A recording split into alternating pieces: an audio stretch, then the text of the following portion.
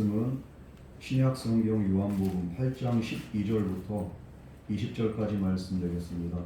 우리가 8장 12절에서 20절 말씀을 한 절 한 절씩 교독으로 공부하겠습니다. 8장 12절에서 20절 말씀입니다. 예수께서 또 말씀하여 이르시되 나는 세상의 빛이니 나를 따르는 자는 어둠에 다니지 아니하고 생명의 빛을 얻으리라.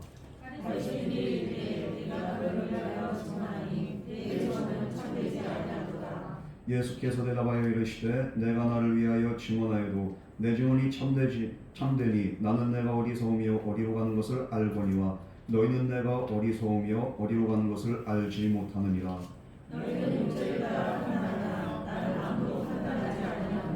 만일 내가 판단하여도 내 판단이 참되니 이는 내가 혼자 있는 것이 아니요 나를 보내신 이가 나와 함께 계시니라.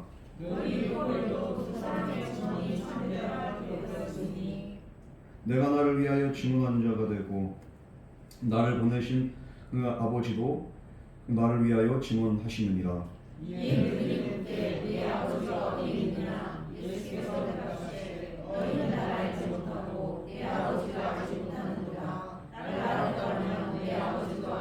같이 공부하겠습니다. 이 말씀은 성경에서 가르치실 때에 황금한 앞에서 하셨으나 잡는 사람이 없으니 이는 그의 때가 아직 이르지 아니하였음이로라. 아멘. 같이 기도하겠습니다.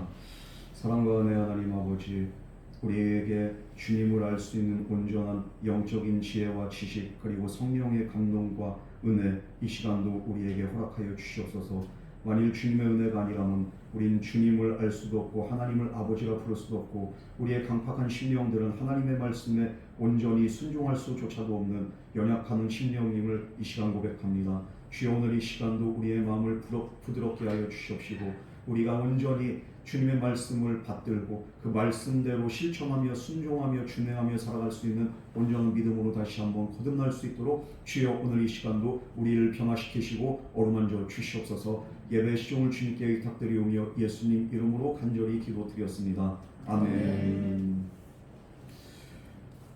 요한복음 7장은 이제 그 이스라엘의 3대 명절 중에서 그 초막절에 그렇게 일어난 일들에 대해서 이야기를 하고 있습니다. 이 초막절은 정말 아주 중요한 절기 중에 하나입니다. 예수님께서 공생의 기간 동안에 유월절을 이제 이렇게 올라가시는데 그 사복음서에서는 한 2번 정도 올라가지고 세 번 안 올라갔어요. 두 번째 유월절 때는 안 올라가셨어요. 그리고 6개월 후에 초막절 때 예수님이 올라가시는 거예요. 그래서 초막절에 이 시기에 일어난 일들, 그 사건들을 7장에서는 기록을 하고 있고 8장도 연달아서 계속 이렇게 기록을 하고 있습니다. 이 초막절에는 중요한 행사가 2개가 있었어요. 전에 제가 말씀드렸듯이 이 성전 제단에다가 물을 기록해가지고 거기다 붓는 행사가 있어요. 실로암 목까지 가가지고 제사장들이 순금 항아리를 들고 거기다가 이제 물을 채워가지고 제단으로 와가지고 거기다 이렇게 붓습니다. 왜 그렇습니까? 이것이 상징하는 의미는 이스라엘 그 광야 40년 동안 우리 하나님께서 반석을 쪼개가지고 이 60만 명 이제 이렇게 어린 잡아서는 200만에서 300만 명이나 되는 이스라엘 백성들을 광야에서 먹이신 거예요. 물을 먹이셨어요. 물 한 방울도 안 나는 그 광야에서 하나님의 은혜로 말미암아 그들이 물을 마시고 그들이 만나를 먹고 40년을 살 수 있었습니다. 그 은혜를 기억하면서 정말로 하나님께 감사하고 그리고 또 이 은혜가 초막절 지난 이후에도 이제는 또 농사를 짓잖아요. 이스라엘 백성들이. 이 농사를 지을 때 그들에게 광야에서 물을 내시고 반석을 쪼개서 물을 내신 하나님께서 적당한 비를 내려주셔가지고 내년에도 정말 풍년이 있기를 위해서 기원한 그런 의미에서 이런 행사를 했던 거예요. 그래서 이 절기에 예수님이 말씀하십니다. 영원한 생명수이신 예수님께서 그 37절에 38절 말씀 뭐라고 말씀하십니까? 누구든지 목마르거든 내게로 와서 마시라. 나를 믿는 자는 성경의 이름같이 그 배에서 생수의 강이 흘러나오리라. 예수님이 이렇게 말씀하신 거예요. 너희들은 지금 하나님 앞에 그냥 감사하면서 하나님의 은혜를 구하면서 또 한 번에 1년에 그냥 은혜를 구하기 위해서 너희들이 이렇게 행사를 하고 있지만 나에게 오는 자들은 영원한 은혜가 너희들에게 넘친다는 거예요. 1년적으로 일시적인 은혜가 아니라 정말 영원한 기쁨과 영원한 행복과 영원한 축복이 그 배에서 생수의 강이 흘러 넘친다는 거예요. 샘물이 아니라 강이 흘러넘친다는 거예요. 마르지 않는 은혜가 너들에게 지속적으로 있게 될 것이라고 예수님께서 힘을 다해서 외치셨습니다. 이것이 바로 이렇게 초막절의 행사였어요. 그런데 여기에는 기록되지 않지만 또 다른 행사가 있습니다. 바로 등불 행사입니다. 등불놀이인데 초막절이 이제 끝날 때 마지막에 이제 물을 붓고서 끝난 다음에 밤에 등불을 밝히는 거예요. 예루살렘 성전에 아주 커다란 등불 그 16개를 4개 기둥에다가 밝히는데 한 기둥마다 4개의 등불이 이제 이렇게 피워지도록 가장 큰 이렇게 등 받침대가 있어요. 거기 위에다 등불을 켰어요. 여기에서 사용하던 그 등불 심지가 제사장들이 사용하다 남은 이제 헌 옷들을 이제 이렇게 심지로 사용했는데 불이 얼마나 크고 이 등불이 얼마나 밝은지 여기에 그 당시 이제 전기가 없었는데 여기에 예루살렘 성전에서 밝은 빛이 도시에 골고루 비춰질 정도로 그 불이 아주 이렇게 밝았다고 합니다. 그래서 이렇게 불을 켜면은 여인들이 모여가지고 거기 밑에서 이제 또 수다도 떨고 그러면서 바느질도 하고 그러면서 이제 이렇게 또 그런 축제 행사를 마무리했던 여인의 뜰이라는 곳이 바로 거기죠. 그런데 이 불의 의미가 뭘까요? 바로 세상을 먼저 빛으로 창조하시고 창조의 의미가 있어요. 그 창조의 하나님을 찬양할 뿐만 아니라 이스라엘의 손들이 이렇게 광야를 지날 때 낮에는 구름 기둥으로 밤에는 불 기둥으로 그들을 인도하셨듯이 하나님께서 앞으로의 그 한 해도 주님께서 우리의 등불 대신 우리의 빛이 되셔서 우리를 인도해 주시옵소서 이런 의미로 이 등불 행사를 했습니다. 삶의 빛이 되신 또한 그 율법이 바로 이 빛의 의미예요. 이 율법으로 또 우리를 인도해 달라는 겁니다. 이스라엘 백성들은 그래서 초막절의 이 끝날 마지막 날을 큰 구원의 날, 가장 큰 날 이렇게 그들은 이렇게 얘기를 했습니다. 그런데 이것이 모든 행사가 다 지나가면서 예수님이 이제 또 말씀하십니다. 오늘 하신 말씀이 뭡니까? 나는 세상의 빛이라는 것. 니들이 아무리 등불을 켜도 이 빛은 영원한 빛이 아니다. 너희들이 아무리 이렇게 이 등불을 밝혀도 이것이 세상 구석구석을 밝히는 그런 참된 빛이 아니다. 참된 빛은 바로 나 자신이다. 이것을 오늘 예수님께서는 말씀을 통해서 얘기를 하고 있어요. 오늘 우리도 마찬가지입니다. 참된 빛이신 분은 바로 예수님 한 분밖에 없습니다. 이 복음의 빛이, 이 생명의 빛이 우리가 예수를 알기 전에 우리에게 먼저 우리 마음과 우리의 심령이 비춰졌기 때문에 우리의 마음이 감화감동 받아가지고 이 자리에 나온 거예요. 우리가 내 자유로 내 스스로 주님 앞에 나올 수조차도 없습니다.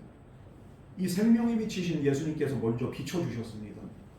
그래서 우리가 마음이 감동되고 뭔가가 교회를 나오고 싶고 왠지 그 말씀의 자리에 나가고 싶고 그러다가 보니까 어느 순간에 감화감동돼가지고 예수님의 사람, 하나님의 자녀가 된 줄 믿으시기 바랍니다. 그렇기 때문에 나는 생명의 빛, 세상의 빛이라고 오늘 예수님은 오늘도 선포하는 거예요.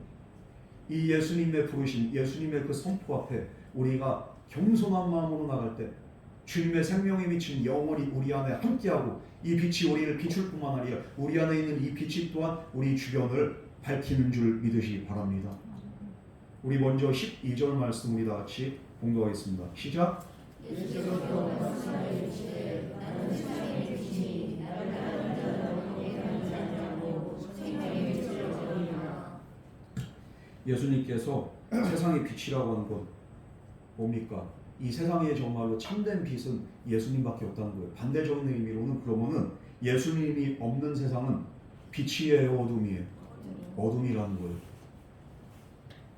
그래서 예수님을 따르는 사람만이 더 이상 어둠에 다니지 않는다는 거예요. 나를 따르는 자는 어둠에 다니지 아니한다고 하는 것은 예수님이 없던 시기에는 이들이 다 어둠 속에서 방황했습니다.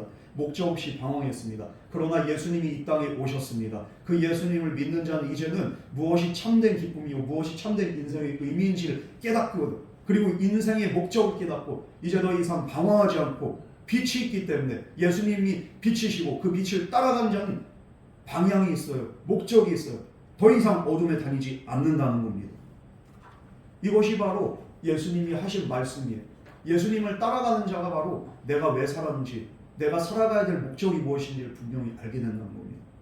여러분 여기서 따르다는 그 동사의 문자적인 뜻은 어떤 뜻이 있냐? 바로 같은 편에 선다 이 뜻이 있어요. 예수님을 따른다는 것은 예수님과 같은 편에 선다는 거예요.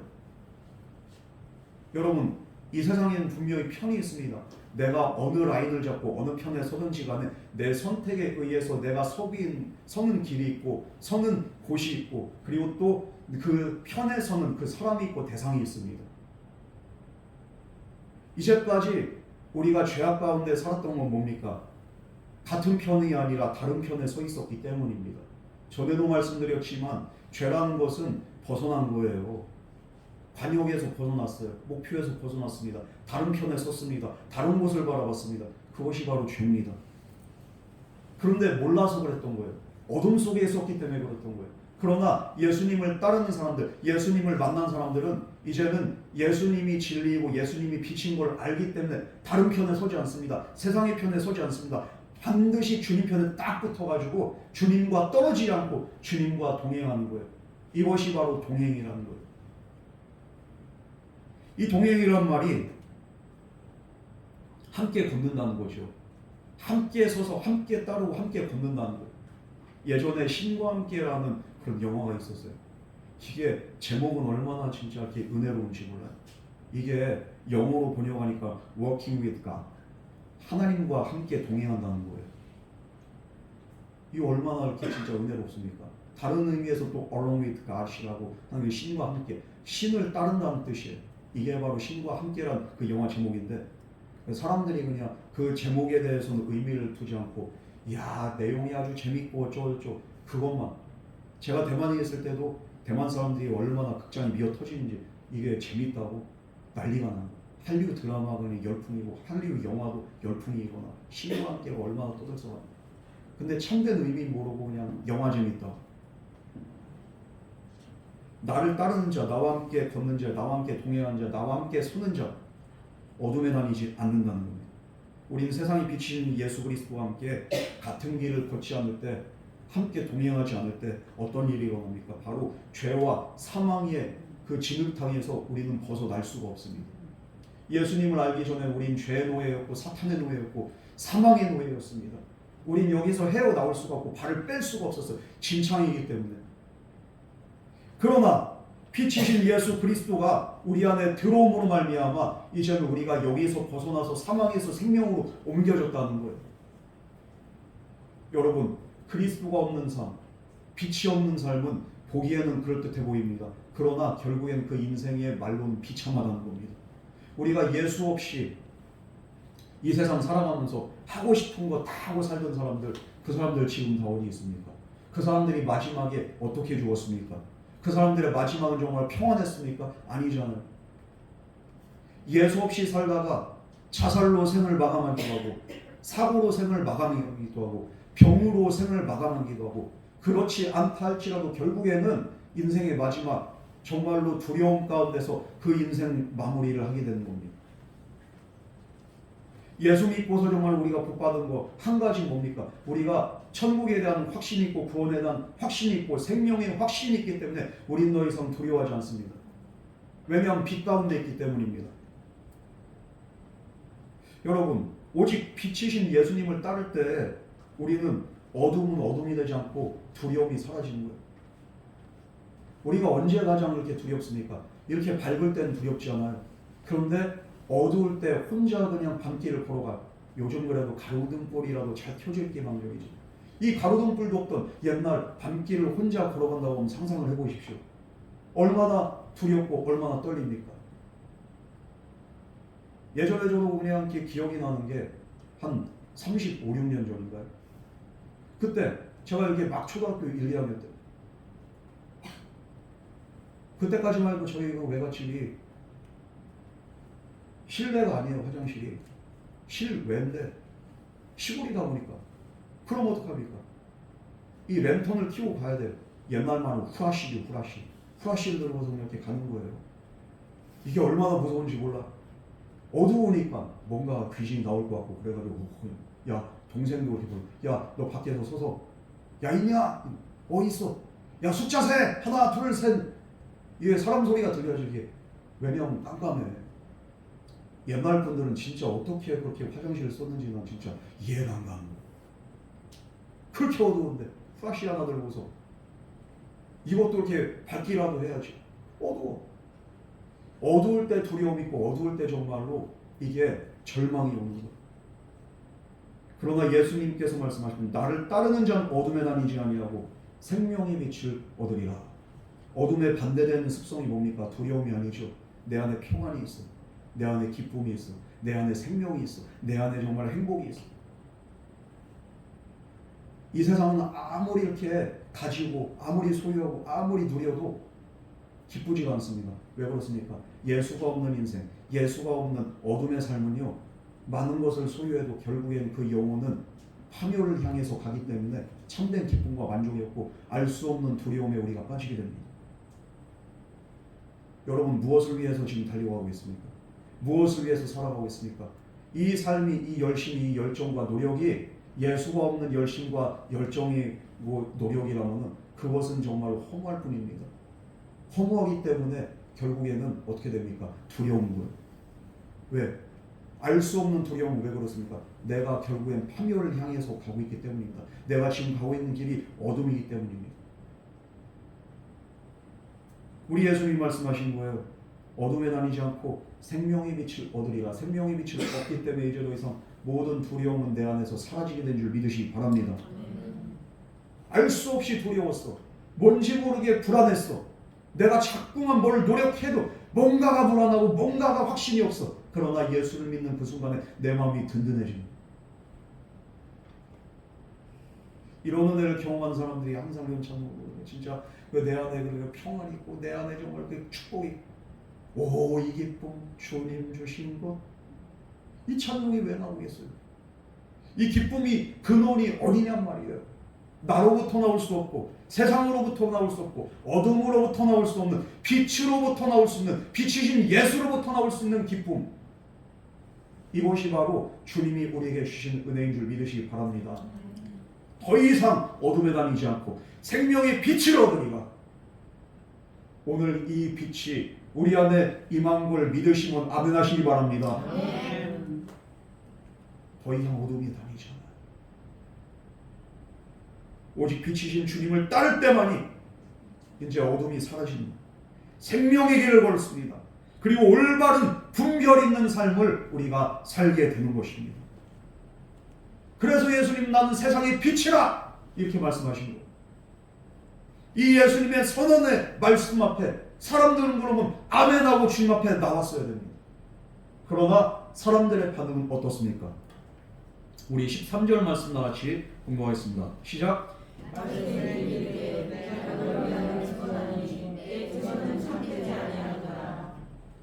내가 너를 위해서 증언하니 네 증언은 참되지 않다.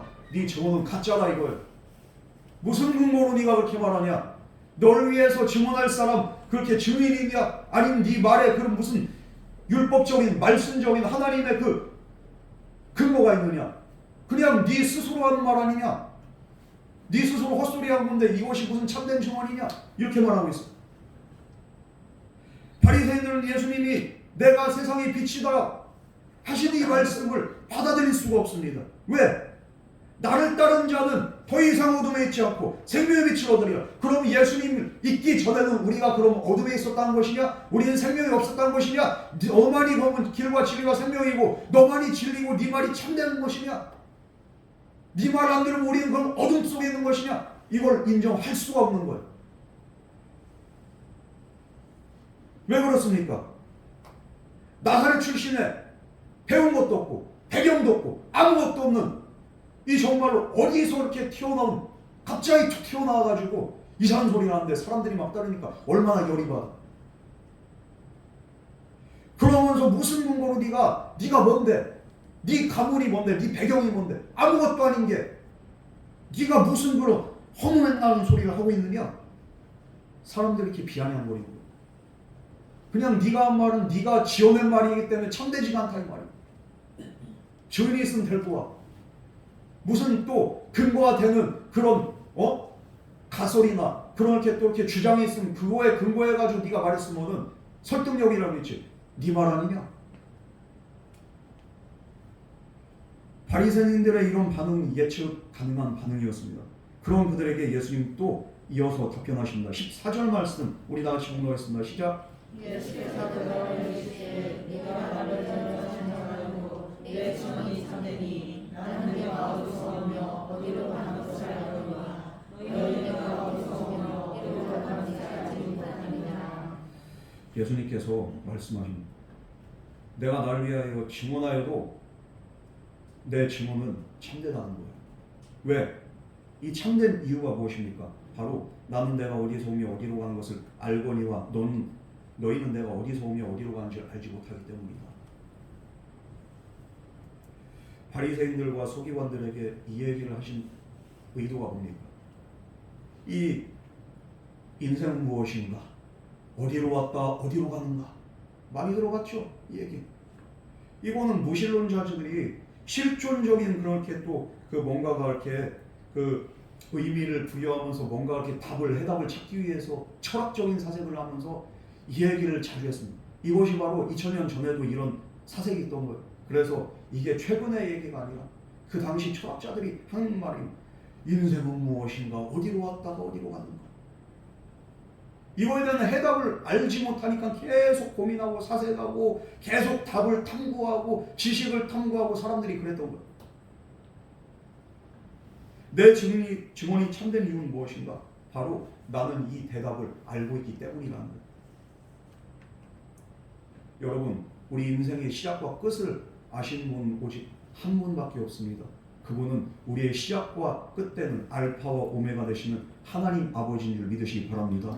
예수님께서 그래서 요한계시록에서도 말씀하십니다. 나는 알파와 오메가요 시작과 끝이니 처음과 나중이니 예수님께서 그렇게 말씀하셨습니다.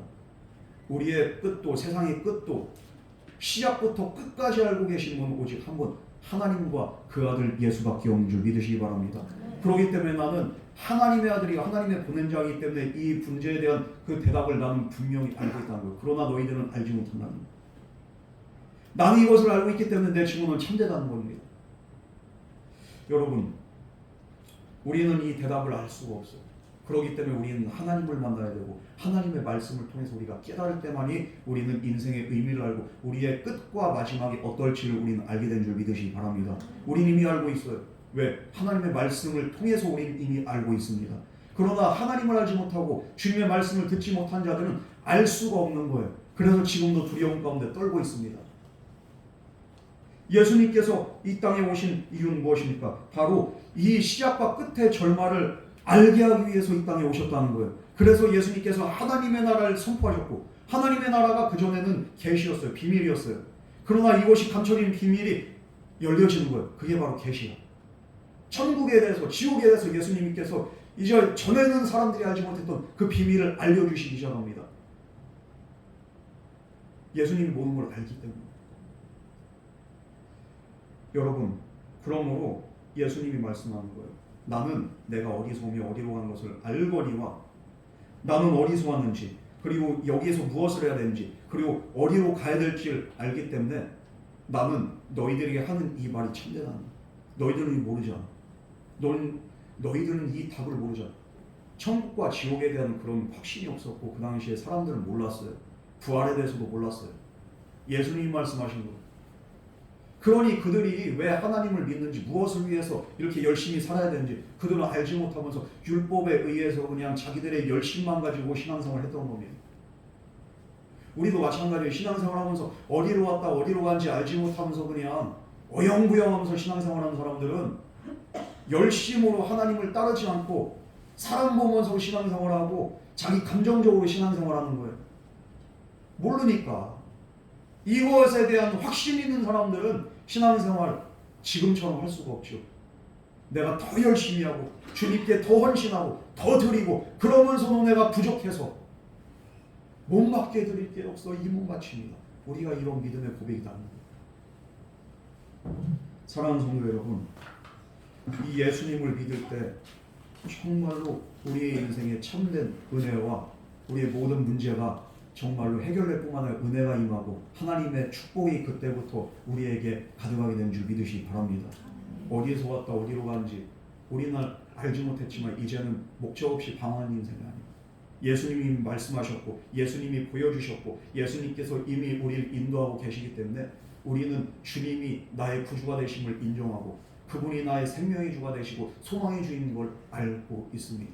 그들은 몰라. 왜?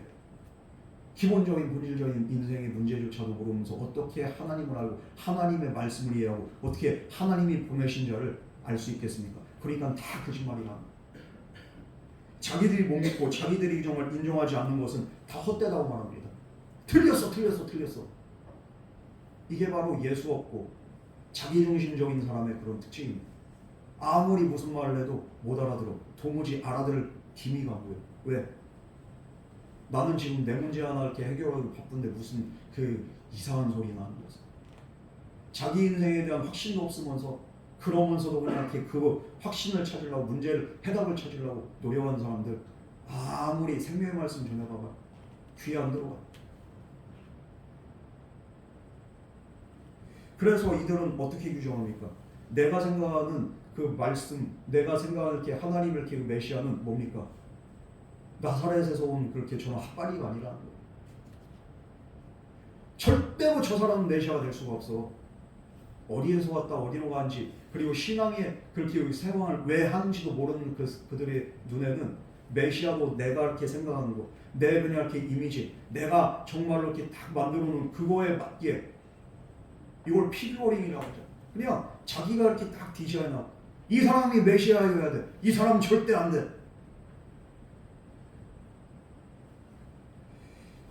예수님, 이 예수님은 정말로 하나님이십니다.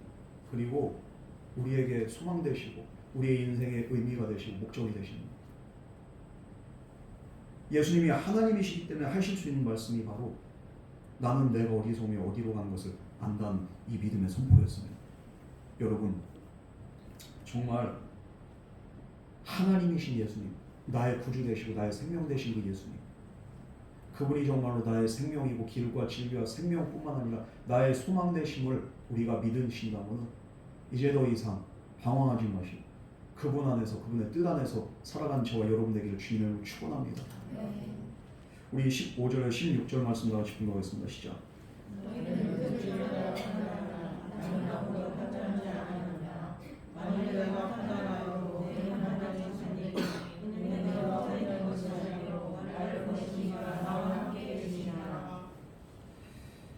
왜 그럼 이들은 바리새파 사람들은 예수님 말씀을 한 번쯤 생각할 만하잖아요. 그런데 생각도 안 하고 인정도 안 하고 왜 그렇습니까? 왜 그렇습니까? 오늘 이거에 대한 해답이 나와. 너희들은 육체를 따라 판단하기 때문에 내가 아무리 이렇게 하나님 말씀을 전하고 내가 아무리 너희들에게 그렇게 얘기를 해도 니들은 알아들을 수가 없어. 왜? 너희들은 육체를 따라서 판단하기 때문에. 나의 모습, 나의 겉모습, 나의 배경 이것만 보고서 니들이 판단하면서 니들은 안 받아들이니까 그러니까 니들은 알아들을 수가 없어. 그러나 너희들은 그렇게 판단하지만 나는 아무도 판단하지 않는다. 예수님. 자기의 오감을 따라서 자기의 그렇게 세상적인 시각을 따라서 판단을 합니다. 그런데 사람의 판단이 완전할까요? 사람의 안목이 완전할까요? 사람의 그 이론이 완전할까요? 아무리 완전하다고 그렇게 생각하던 그 이론이라 할지라도 이것이 이렇게 깨질 수도 있는 거예요. 아인슈타인이 상대성 이론을 그냥 이렇게 다 그렇게 발표를 합니다. 이건 절대 깨질 수 없는 이론이라고 사람들은 생각을 했어요. 그런데 이 상대성 이론이 깨져버렸어요. 이 세상에 절대적인 게 없다니까요. 이 이론을 뛰어넘는 또 다른 가설과 이론이 나오면은 이것은 이제 이렇게 무효가 되는 거예요. 왜냐하면 사람은 완전하지 않기 때문입니다. 저는 진짜 이렇게 바둑을 이렇게 보는 건 좋아하거든요. 어느 날 그냥 AI 그 인공지능 알파고가 튀어나오는데 깜짝 놀랐어요. 이거는 듣도 보도 못하는 그런 이렇게 그냥 기품 자체가 없어요. 그냥 AI 예측 불가능해요. 이게 예측 불가능. 왜 갑자기 이쪽에다가 이렇게 놓을까? 이해가 안 돼. 제가 이제까지 이렇게 봐왔던 이렇게 기보나 이런 것들, 기풍하고 이렇게 이것이 이렇게 예측되는 그런 것들이 있어야 되는데 없는 거예요. 여기에 그냥 이세돌도 쩔쩔매고, 허재도 쩔쩔매고, 다 박살이 나잖아요. 일반적인 그게 아닌 거예요. 이 4,000년의 기보를 뛰어넘는 거예요. 왜 그렇습니까? 이거는 진짜 인간이 아무리 완벽하게 이것을 이렇게 해봐도 한낱 인간은 한계가 있는 거예요. 1초만 해도 우리 이렇게 수백 수천 가지의 그냥 이거를 다 이렇게 예측하면서 판단하는데 그게 바로 알파고인데, 아무리 그냥 이렇게 인간을 이렇게 계산을 해가지고 열몇 수 앞을 이렇게 내다본다고 하더라도 수백 수천 수 앞을 내다보는 그 기계한테 어떻게 이렇게 이길 수 있겠습니까? 인간이 이렇게 한계가 있는 것을 알파고의 등장을 통해서 우리는 더 뼈저리게 인류의 한계를 깨닫게 됩니다. 이렇게 사람은 불완전한 존재인데 자신이 틀릴 수도 있고 온전할 수 없다는 것을 인정할 줄도 알아야 되는 거예요. 이 불완전한 인간이 완전하신 알파고도 아니고 정말 이 인류를 우주 만물을 창조하신 하나님이신 예수님을 판단한다는 게 이게 더 어불성설이죠. 예수님의 그 모든 가르침은 인간의 일반적인 가르침의 범주를 뛰어넘었습니다. 그렇기 때문에 그 말씀의 권위를 그렇게 인정하는 사람들은 예수님 앞에 나오는 거예요. 그런데 이들은 예수님 앞에 나올 수가 없어. 왜? 이것을 인정하기가 죽기보다도 더 싫은 거예요. 내가 잘못됐고 내 판단이 틀렸고 이걸 인정할 수가 없는 거예요. 그렇기 때문에 그들은 육체를 따라서 끝까지 판단을 합니다. 육체를 따라서 끝까지 판단하는 사람은 복음이 계속 들어옴에도 불구하고 그는 계속 튕겨낼 수밖에 없습니다. 내 머리, 내 그렇게 또 지능, 그리고 또 내 경험, 이거에 의거해가지고 계속 하나님 말씀은 말이 안 된다는 거예요. 오류가 있다는 거예요. 판단을 하려고 한다고 할지라도 정말로 오류가 있고 불완전한 인간이 하는 것이 아니라 완전하신 예수님께서 판단을 하셔야죠. 그러나 인간이 오히려 예수님을 판단합니다. 율법, 하나님의 말씀의 본의도 모르면서 그 말씀을 빗대가지고 판단을 합니다. 얼마나 우습고 얼마나 정말로 어리석습니까? 그럼에도 불구하고 이 어리석은 인간들아, 이 우스운 인간들아, 예수님 판단하지 않는다.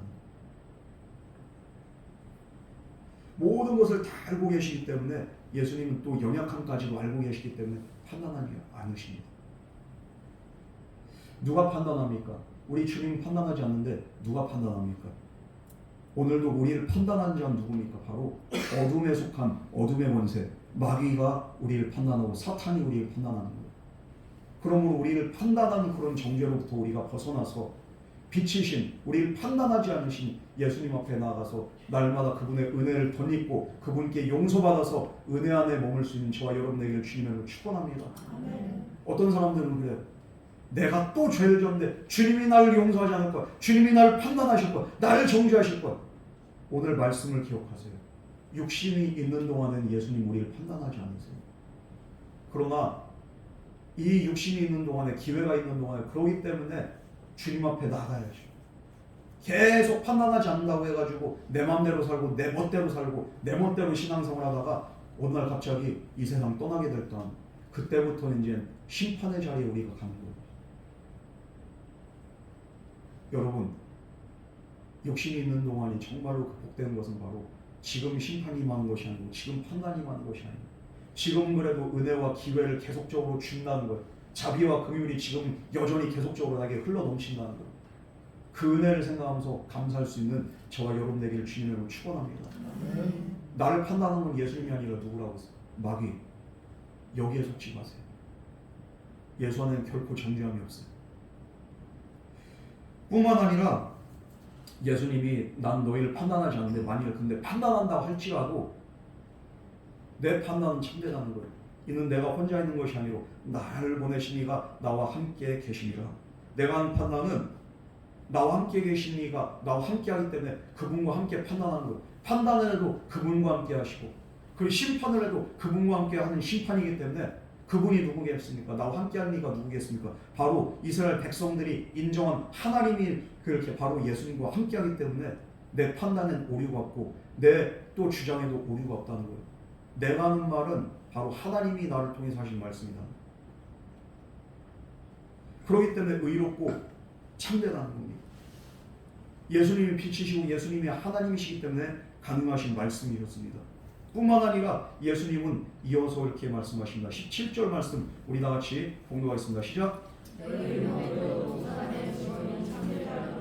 18절.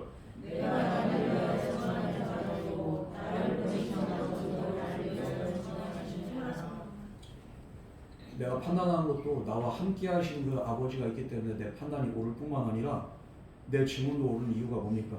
바로 너희 율법에도 두 사람의 증언이 참되다 기록되었는데 이 두 사람의 율법에 그래 두 사람의 그렇게 증언과 증인이 있으면은 이것은 이렇게 사실이 될 수 있어요.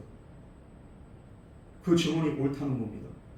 그런데 예수님께서 말씀하신 게 뭡니까? 내가 나를 위해서 증언하는 자가 되고 내 자신이 또 증언하는 자가 되고 또 나를 보내신 아버지도 나를 위해서 증언하시느니라. 그러므로 이 두 명의 그 증언이 있기 때문에 내 증언은 또 참되다 이렇게 말씀하는 거예요. 율법에 근거해가지고.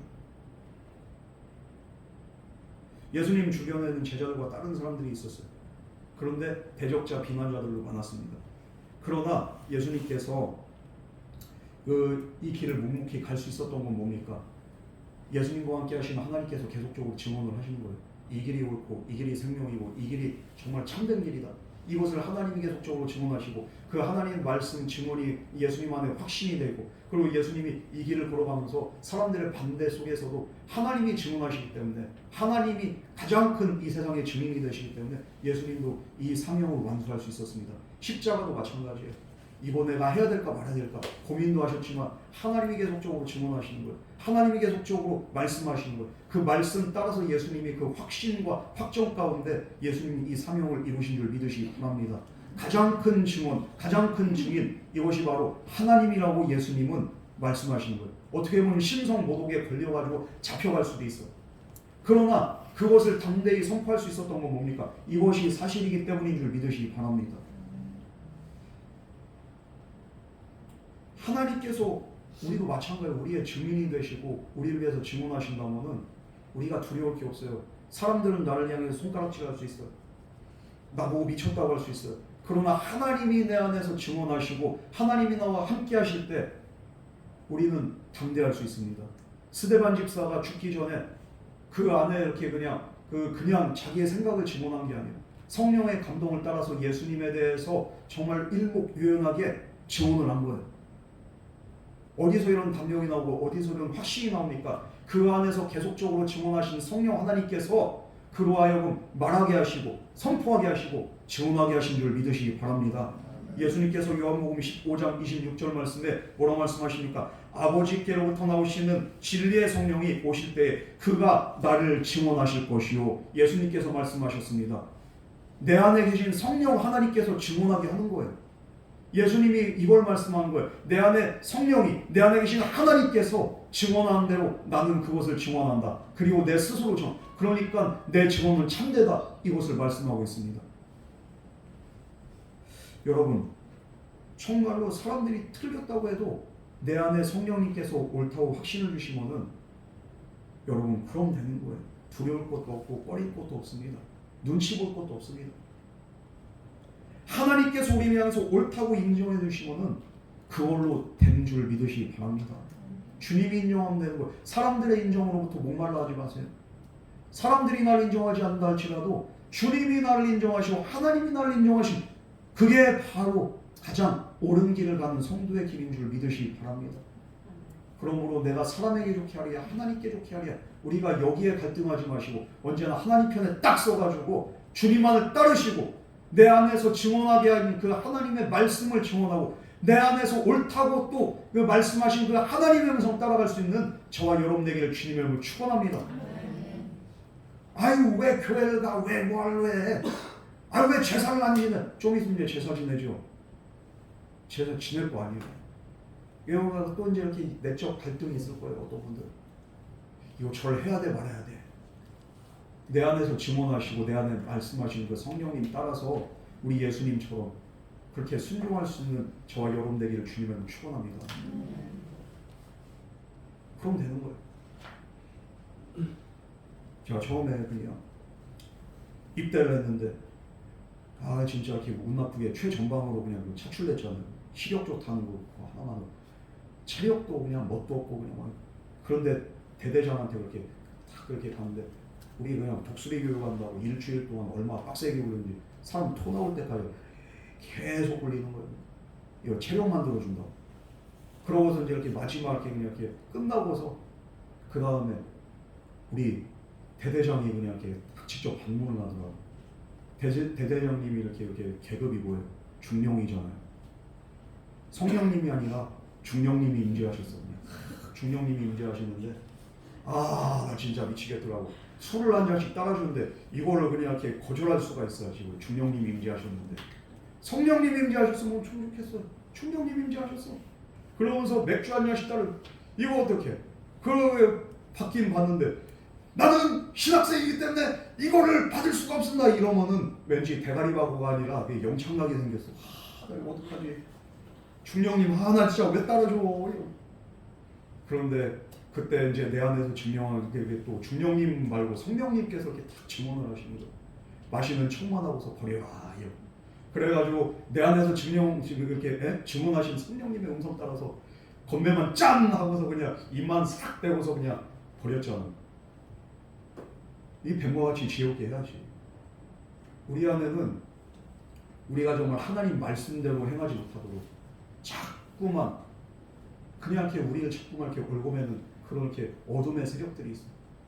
그 어둠의 세력에 그렇게 음성에 귀 기울이는 게 아니라 우리는 빛이신 그리고 우리 안에서 증언하신 그 성령님의 음성에 귀 기울여서 그분 말씀 따라 음성 따라서 살아가고 순종할 때 우리는 정말로 하나님의 은혜가 하나님의 승리가 하나님의 능력과 권세가 우리 안에 충만하게 될 줄 믿으시기 바랍니다.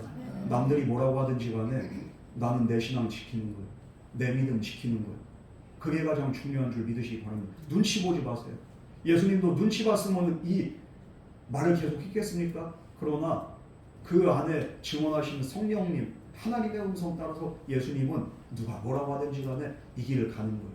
우리가 찬양도 비바람이 앞길을 막아도 나는 가리 주의 길을 가리. 왜 그렇습니까? 내 안에 증언하신 분 오직 한 분 성령님이십니다. 예수님은 이것을 말씀하셔요. 그렇기 때문에 니들이 뭐라고 하든 상관없다. 그런데 사람들의 그 계속적으로 그냥 이렇게 까내리는 거예요. 그래서 예수님께서 계속적으로 말씀하십니다. 19절 말씀 우리 다 같이 본 것을 시작. 이를 문제 내 아버지가 어디있느냐 예수께서 대답하시되 너는 내 말을 듣지 못하고 내 아버지가 알지 못하는도다. 나를 알았다면 내 아버지가 알았으리라. 이에 그렇게 그들이 묻는 거예요. 야, 네 아버지가 누구요? 누가 네 아버지요? 이 말은 그 중의적인 그 표현이에요. 뭡니까? 네 아버지 어디 있는데? 네 아버지가 누군데? 이 말은 아니 지금 하나님 눈에 안 보인다고 지금 신성모독 함부로 하는 거 아니에요 지금?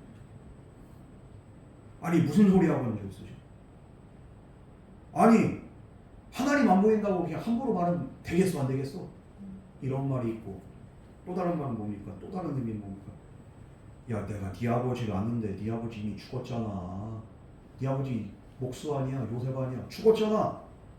그런데 뭐 아버지 하고 있어. 아버지 어디 있는데? 지금 예수님한테 이런 식으로 이렇게 막 까는 거예요.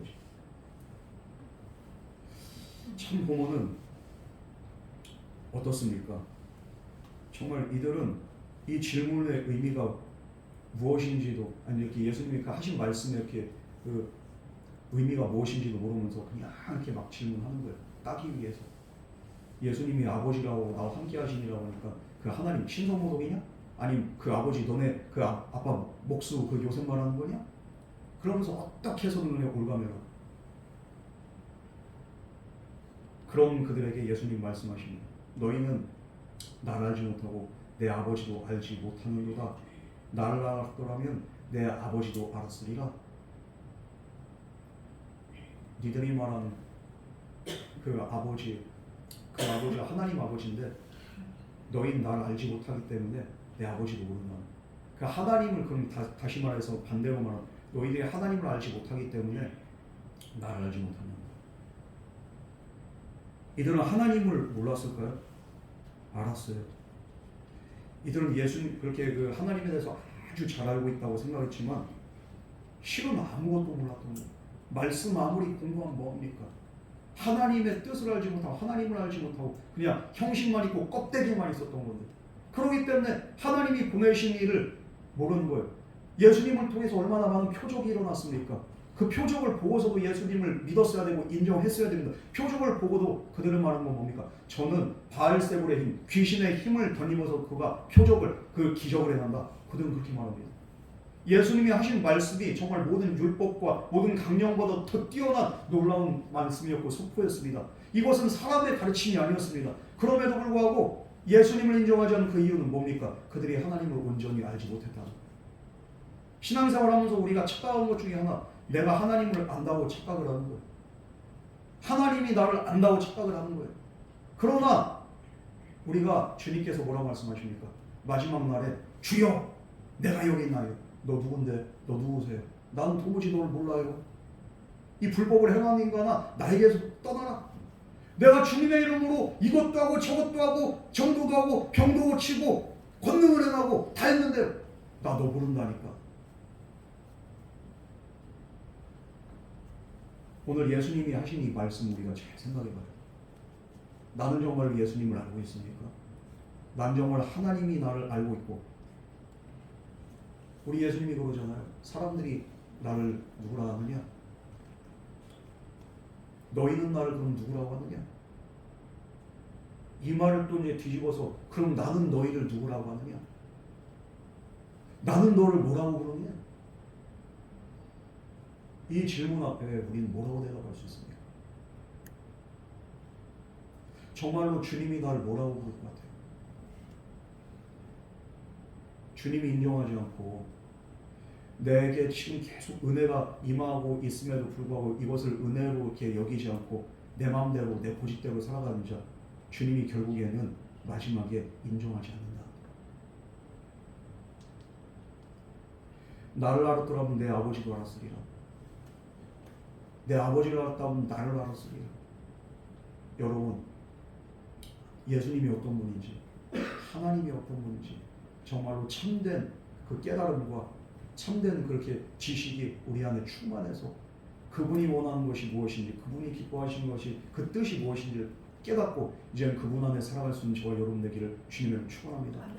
그분의 뜻을 알지 못하고 그분 뜻대로 행하지 원치 않으면서도 내가 하나님을 안다고 하는 건 말도 안 됩니다. 결국에는 하나님의 말씀을 거부하는 거죠. 하나님을 몰랐을 리는 없어요. 다리에 있는데. 그러나 근본적으로 예수님에 대해서 몰랐다는 것은 하나님을 모르는 것과 똑같습니다. 이들은 그런데도 불구하고 왜 예수님을 몰랐을까? 육적으로만 판단하고 육적으로만 그렇게 그들이 생각을 했기 때문에, 그리고 또 자기의 육신의 이렇게 소욕대로 신앙생활을 했기 때문에 우리에게 위협이 되는 예수라는 사람이 그냥 이렇게 하나님이 됐든 그 메시아가 됐든 우리는 필요가 없다. 그래서 예수님을 잡으려고만 혈안이 됐습니다. 안타까운 일이죠. 우리 하나님 아버지께서 오늘도 우리에게 말씀하시는 거예요. 너희는 무엇을 믿느냐? 너희는 무엇을 위해서 신앙생활하느냐? 너희들이 믿는 신앙생활의 그 목적이 무엇이냐? 무엇을 위하여 너희는 예수를 구주로 영접하느냐? 이런 물으심에 우리는 뭐라고 답하겠습니까? 우리가 정말로 주님을 인정하지 않고 내 안에 하나님이 안 계신다면 우리는 항상 제자리거든요. 이 바리새인들과 같이 빛 가운데 있는 사람하고 어둠 가운데 있는 사람이 이렇게 특징이 뭔지 아세요? 대화를 해보면은 서로 말이 안 통해요. 서로의 세계가 다르기 때문입니다. 빛 가운데 있는 사람들은 영적인 얘기만 하고 막 믿음의 얘기만 하면, 어둠에 있는 사람들은 그 얘기가 듣기가 싫은 거예요. 거부감이 막 생깁니다. 열심을 다하면서 극성맞게 신앙생활하는 사람 보면은 아유 눈살이 찌푸려지는 사람이 있어요. 왜 그럴까요? 바리새인들처럼 빛 가운데 있지 않고 그 사람은 어둠에 있기 때문에 그것이 보기가 싫고 그것이 거슬리는 겁니다. 그 사람이 하는 말 다 보세요. 아이고 순진하게 그냥 세상이 뭐 다 그리야 믿음이면 다요. 그런 사람들과 그 대화를 보면 예수님과 바리새인들과 대화가 같아요. 서로 벽보고 얘기합니다. 지금도 예수님과 예수님을 만나지 못하는 사람 사이에는 이런 일이 계속적으로 반복되고 있습니다. 저도 그렇게 얘기하다 보면은 어떤 사람은 자기 생각만 계속 얘기해요. 이걸 논리적으로 이렇게 좀 잘 얘기를 해서 풀어 나가려고 하는데 안 되는 거예요. 이 사람은 자꾸만 자기 얘기만 그냥 한 가지만 얘기해. 그래서 이거에 대해서 이런 저런 얘기를 해도 한 가지만 얘기해. 벽보고 얘기하는. 그러면은 이제 한참 얘기가 안 되면 나중에 제가 먼저 얘기를 포기해. 아 그래요. 당신이 맞아. 내가 졌어. 그래. 너 잘났어요. 죄송합니다. 이러고 그냥 얘기해봤자 소용이 없어요. 왜? 이 사람은 얘기를 안 듣기로 확신하는데 그 벽하고 얘기하는데 무슨 뭐가 되겠어. 내가 아니라고 하는데 본인이 이렇게 기라고 하면은 어쩔 수 없는 거예요. 그게. 아 그래 네 생각 맞아. 그냥 이러고. 답이 없어. 이미 스스로 답을 딱 정해놓고서 그렇게 얘기하는데 무슨 이렇게 그게 되겠습니까? 바리새인들이 바로 이런 거. 여러분 어떤 사람이 하나님의 은혜를 받습니까? 말씀 앞에 정말 순수하게 내 생각 내려놓고 내 지정의 일 반납하고서 주님 앞에 무릎 꿇는 사람이 그 사람이 정말로 받아들이는 만큼 은혜가 그에게 임한 줄 믿으시기 바랍니다.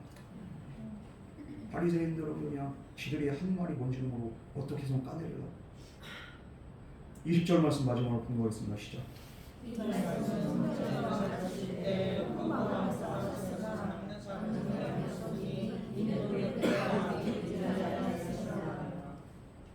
성전 앞에 그렇게 헌금함 앞에서 성전을 가르칠 때 헌금함 앞에서 했다는 여기가 그 여인의 뜰 그쪽에 바로 앞입니다.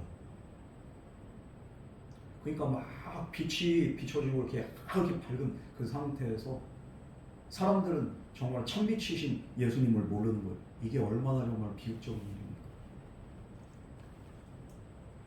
그리고 이 빛이 막 비춰지고 있는 성전에서 예수님은 배척을 당하신 거예요. 정말로 참비신 예수님은 이 성전에서 배척을 당하신 거예요.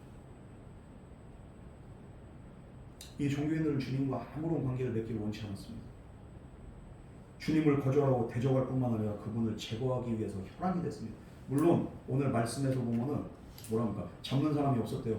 잡고 싶은데 원래 본인은 잡고 싶은데 잡는 사람이 없었다. 왜? 아직 때가 이르지 아니했기 때문에 아직까지는 선뜻 나서서 감히 잡을 엄두가 안 났다는 거예요. 그런데 마음으로는 이미 수십 번, 수천 번을 죽인 겁니다. 예수님 잡아가지고.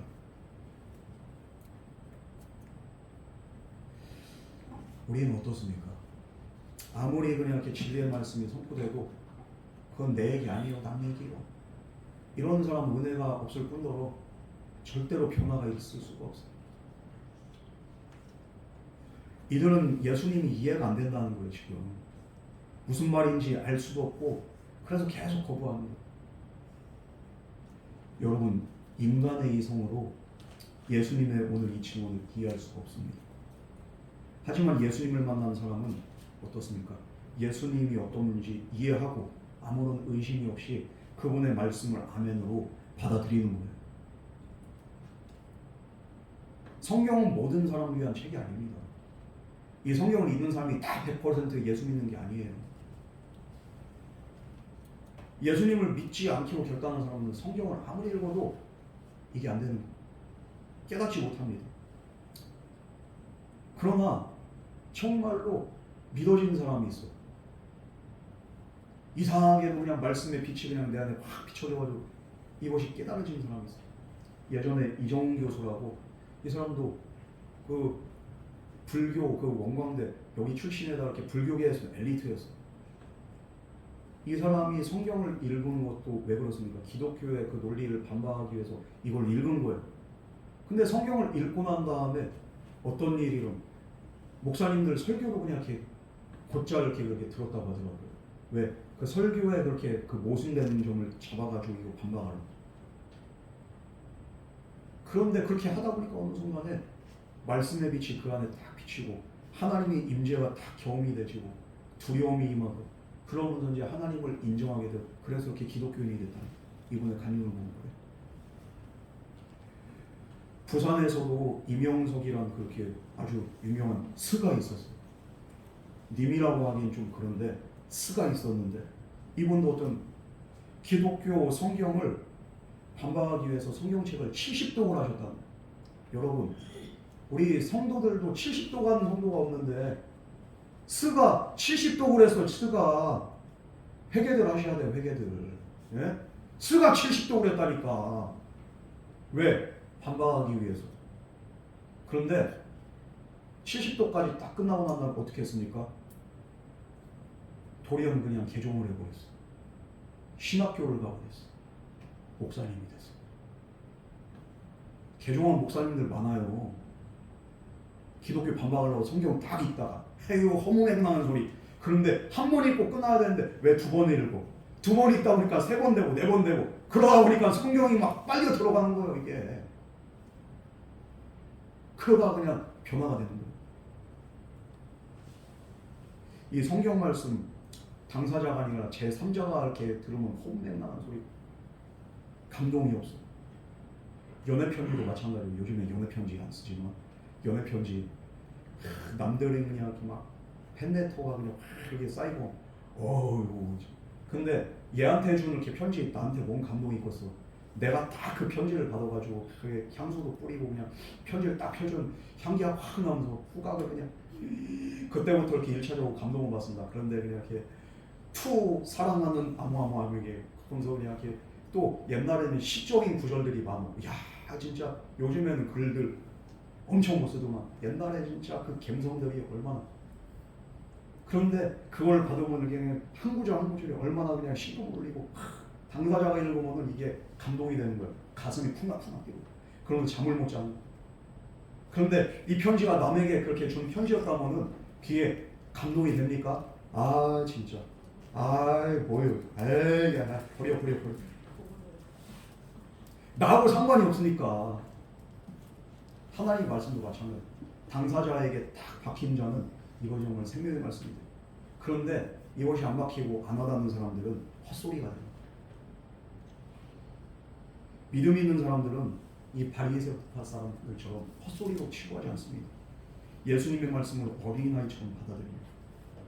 세상이 어둡고 절망적이라고 할지라도 말씀을 통해서 소망을 받고 힘과 능력을 받습니다. 왜냐하면 예수님의 그 말씀을 통해서 우리에게 빛으로 임하시기 때문인 줄 믿으시기 바랍니다. 여러분 그러므로 우리가 오늘 깨달아야 되는 게 뭡니까? 예수님은 생명의 빛이라는 그 사실을 우리가 인정해야 되는 줄 믿으시기 바랍니다. 누구라도 그 빛을 따라가면 죄악과 어둠으로부터 우리가 벗어나게 되고 구원받고 영원한 생명을 얻게 되는 거예요. 예수님을 믿는 사람들 안에는 참빛이 있게 되는 줄 믿으시기 바랍니다. 그러므로 우리는 어떻게 해야 됩니까? 믿는 자든 안 믿는 자든 예수님을 그리스도로 구주로 받아들여야 되는 줄 믿으시기 바랍니다. 그런 자에게 두 가지 은혜가 있어요. 어떤 은혜가 있습니까? 정말로 이제는 우리의 삶의 모든 어둠이 다 사라지게 됩니다. 이제 빛이 임하기 때문에 두려움도 사라져요. 그리고 우리 안에 사망이 이렇게 떠나가고 우리 안에 영원한 생명이 임하게 되는 줄 믿으시기 바랍니다.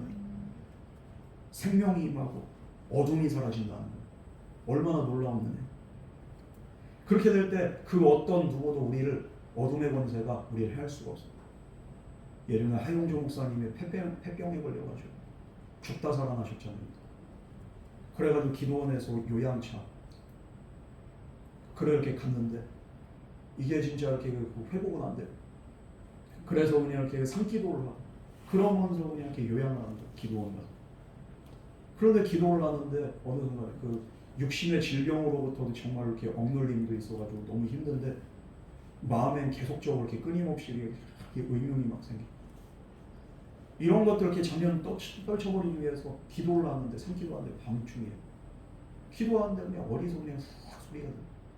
눈을 떠서 봤더니만 깜짝 놀란 저 밑에서 산 밑에서 목사님한테 시커먼 그냥 마귀 새끼들이 막 두들겨주면서 올라오는 거예요. 해운조 목사님. 얼마나 그렇게 놀랍고 얼마나 두렵고 떨려요. 이 어둠의 세력들이 그냥 나를 그냥 올가매려고 잡아먹으려고. 근데 목사님이 그때 기도를 멈추고 이제 찬송을 부르셔. 어떤 찬송? 내 영혼이 은총 입어 중한 죄짐 벗고 보니 슬픔 많은 이 세상도 천국으로 화하도다. 이 찬송을 다 부르는 순간에 마귀 새끼들이 그냥 갑자기 도망가기 시작해요. 새카맣게 몰려도 마귀 새끼들이 다 도망가요. 우리가 예수님을 믿고 예수님을 따르는 때 어떤 일이요? 어둠이 사라진다. 어둠이 떠나간다니까요. 그 어떤 무엇도 우리를 그리스도의 사랑으로부터 끊을 수 없는 놀라운 은혜가 임하게 된 줄 믿으시기 바랍니다. 여러분, 그러므로 세상의 빛, 생명의 빛 되신 예수 그리스도를 우리가 믿을 때 이런 복이 우리에게 임하게 된다는 거예요. 바리새인들은 거절했습니다. 그렇기 때문에 그들은 망할 수밖에 없었어요. 그러나 이 빛이신 예수님을 우리가 인정하고 이분을 받아들일 때 우리 안에 날마다 생명이 있고 평강이 있고 두려움은 사라지게 될 줄 믿습니다. 모든 두려움이 사라지고 내 안에 그 탄식이 내 한숨이 변해서 찬송이 되게 될 줄 믿습니다. 그런 자에게 하나님이 역사하시고 하나님의 은혜 주시고 승리하게 하시는 거예요. 여러분, 질병도 사라지고 모든 공포도 사라지고 이 예수님을 받아들이세요. 그 말씀에 순종하세요. 그런 은혜가 있어서 날마다 매 순간순간이 주 안에서 정말 복된 저와 여러분 되기를 주님으로 축원합니다. 우리 이 시간 나같이 기도하겠습니다. 사랑과 은혜 하나님 아버지, 오늘도 주님의 말씀 기억하며 이제는 정말로 어둠에 속한 자들이 아니라 빛이신 예수님을 온전히 신뢰하며 그분의 그 은혜 안에 예수님의 그 정말로 생명의 빛 안에 우리가 거하게 하여 주시옵소서. 우리 안에 이 생명의 빛이 꺼지지 않게 하여 주시옵시고 날마다 믿음 안에서 정말로 참된 이 놀라운 은혜, 생명의 은혜와 정말로 그 어둠이 물러가는 놀라운 참된 광명의 은혜가 우리를 떠나지 않도록 주님께서 역사하여 주시옵소서. 이 모든 말씀 거룩하신 예수님 이름으로 간절히 기도드렸습니다. 아멘. 이 시간